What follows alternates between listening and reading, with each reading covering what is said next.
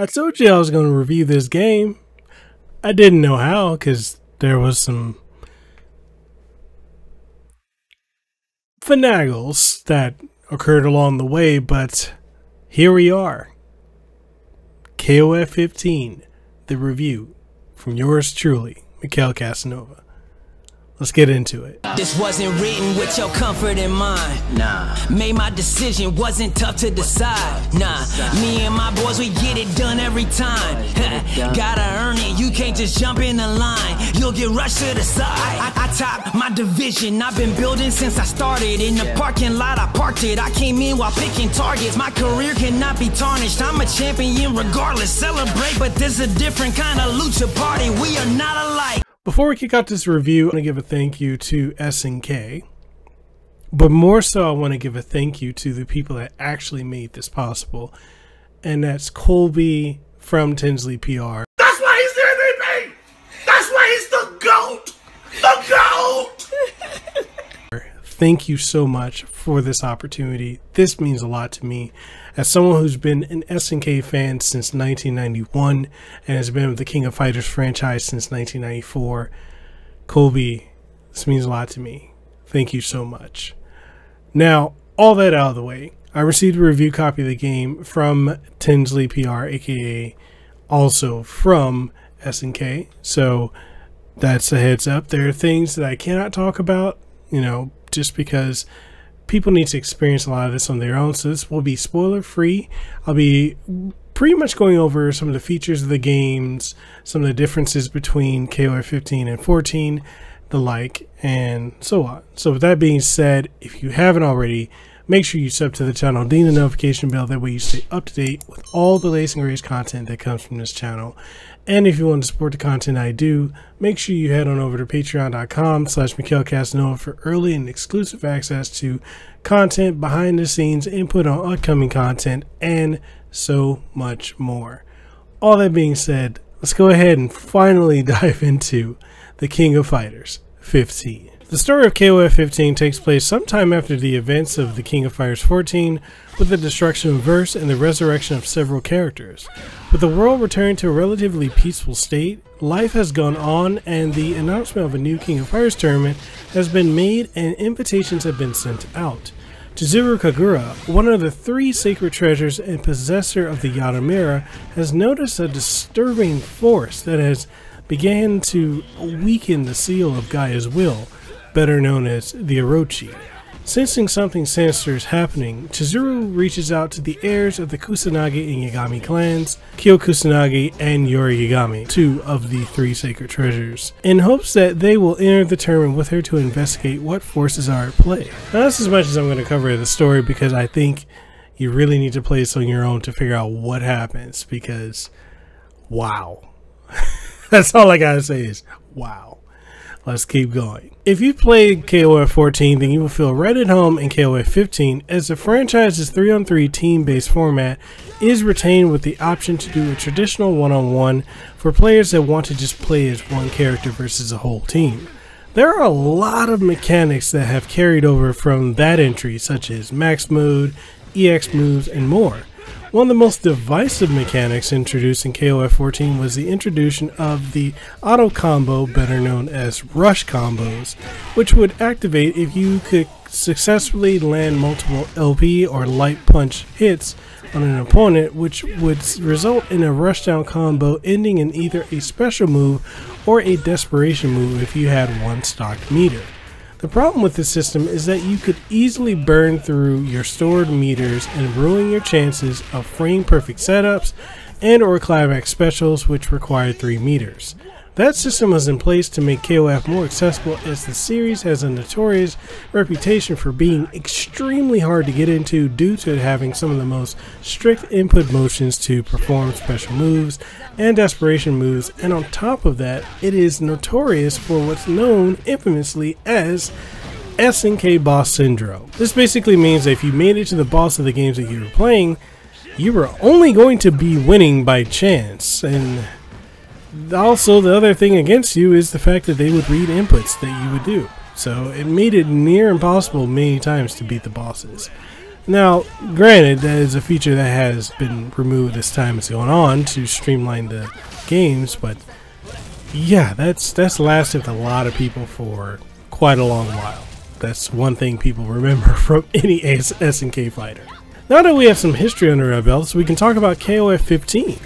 Gameplay-wise, KOF 15 feels a bit more grounded than KOF 14, which was a faster, more rushdown-friendly game, whereas KOF 15 seems to favor a more defensive and neutral approach, allowing battles to play out much more naturally than they did in 14.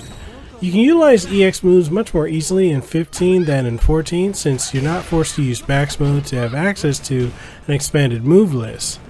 EX moves now cost half a meter and are executed by doing your special move input along with light punch and heavy punch, or light kick and heavy kick. Max mode is executed the same way by pressing all of the above buttons and allows you to access EX moves while the meter runs down, while also increasing the defense and offense of your fighter. There's also the max mode quick, which is activated upon landing a special move or a regular attack, and it allows you to start immediately unleashing a combo that'll leave your opponent unable to have an opening to retaliate. The opposite of this is the fact that you don't get the buffs to your defense and offense as you would in the normal max mode. We spoke earlier about the rush or auto combo system that carried over from KOF 14, and yet we didn't talk about how it differs here in KOF 15. Rush doesn't automatically start unless you are a frame away from your opponent or if you're in close proximity to them. And based upon the final button that's inputted during the final attack of the rush combo, you'll either do a special move or a super special move that'll consume meter.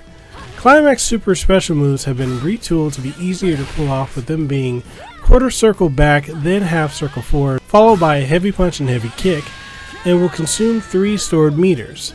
This may or may not be a point of contention, as some purists may not like the ease of access method of input versus the unforgiving input perfect nature of previous entries, while some veterans of the franchise and new players will find this an easier way to dive into the fray and pull off some cool moves. The balancing act of accessibility and learning curve is a difficult tightrope to walk, and I think SNK is learning to more effectively walk that line. There's an A for effort. The newest addition is Shatter Strike, which is a move that allows you to not only counter but also defend against oncoming attacks at the cost of 1 meter, allowing battles to feel more dynamic. A good comparison of what this is like is how 2013's Killer Instinct had Combo Breaker and Counter Combo Breaker. The game offers various modes to dive into, from the traditional versus mode to play against a friend locally or the CPU, a fully featured story mode that has full-on in-game cinematics, online modes offering you casual and ranked matches, along with root matches, as well as a replay, watching, and online training modes too. A tutorial mode to lab or learn your characters, a mission mode which is the game's trials mode, a DJ station to listen to the series' original soundtrack, and finally a gallery mode to watch the various cinematics. It's safe to say that KOF 15 is packed at the top with content for everyone to enjoy. The online mode offers rollback netcode, allowing for near seamless gameplay with others online. For those wanting to up their ranks or just casually get into matches, there are modes there for you, along with the room match. Room match feels honestly oddly like the biggest downgrade coming off of KOF 14, as instead of having a room where multiple matches can be occurring, or as a better example, think of Guilty Gear Strive's online mode, you're forced to wait it out as battles play out between 2 players. Why this was done is a complete mystery to me, as it doesn't benefit this game at all. Now, graphically speaking, this game is light years ahead of what we had in KOF 14, with there being substantially more details and layers of animation in comparison. Characters are much more proportionate and, well, with the exception of characters like the Akari Warriors and Terry and friggin' Ryo no Neck Sakazaki. So one of the cool things about the current art style the KOF is using is that it's carried over from the recent Samurai Showdown game that came out in 2019 and utilizes an ink pastel flavor which works beautifully in KOF 15. I would say that the jump from using SNK's in-house engine over to Unreal Engine 4 has been awe-inspiring. While each character has more details, many have returning animations and moves that have been missing since KOF 11, such as Terry Bogard's Power Dunk. Levels are all nicely vibrant and detailed with lots going on in the background. Unfortunately, background animations seem to run at what looks like 24 to 15 frames per second compared to the smooth 60 frames per second of the battles. The OST of King of Fighters 15 is outstanding, which shouldn't be surprising given how music has always been a strong forte of SNK and their sound team. You'll have all new songs for stages and characters, along with many special songs that will play for rival battles, such as Yori and Kyo having Sadistic Eyes and Goodbye Asaka playing when they end up fighting each other. These songs are remixed from their originals, and honestly, just hearing Sadistic Eyes for the first time since KOF 99 is worth the price of admission for me, and is one of my most requested tracks to be remixed that has never been done until now.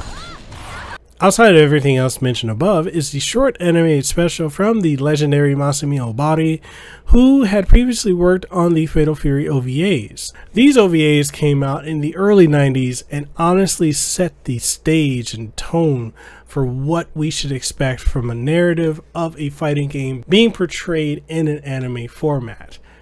They were masterpieces, and I would go so far as to say that the Fatal Fury OVA trilogy is substantially better than Street Fighter 2 the animated movie. Okay, y'all can debate me in the comment section below. I'll wait. Honestly, with everything that KOF 15 is packing, it's a true love letter to the fans, and that's really what's important. Now, as far as downsides, there really aren't any downsides to this entry, as it has a very strong roster of fighters that will appeal to just about any fighting game fan and any longtime KOF fan. If there was one complaint, it would be the fact that Geese Howard and Billy Kane are paid DLC when they were base roster fighters in KOF 14. Outside of that, the lack of Kim Kapuan and his glorious pants is one of the biggest omissions I've seen, because he's never missed a KOF game since the series' inception. The fact also that the roster is 11 characters smaller than 14 is also a bummer, along with the newer characters introduced in 14 being noticeably absent in 15, save for the hero team. Now that begs the question a lot of you are probably asking: is King of Fighters 15 worth it? The answer is a resounding yes. Did it shatter all expectations? For me, it most certainly did, as this is the first time in over a decade that this series has just surprised me with what the direction and the team mix-ups that they've done. Now, many could say that SNK played it safe compared to something that was highly experimental like King of Fighters 11, but you gotta give them credit where it's due. They did a really good job with having a lot of great characters, a lot of great legacy characters, even if it came at the expense of very few new characters being involved in KOF 15. There's a give and take, and I'm fine with what they did. This is honestly one of the best fighting games to come out in years, and one of the first times that the series has had such mainstream notice that has captured the eyes of not only the hardcore, but the casuals as well. While the smaller roster can be seen as a bit of a letdown, the fact that the roster is made up of established characters and not the experimental ones that were found in 14 is an upside. Factor in the slew of modes and unlockable content for DJ Station and Gallery mode, and a robust, albeit flawed by its room layout, online mode, and you have yourself the true king of fighting games to beat for 2022. KOF 15 is a true gem and a love letter to longtime fans, and a welcome starting point for newcomers as well. If you're looking for a new fighting game to dive into, KOF 15 is the game to get. And that's my review for KOF 15.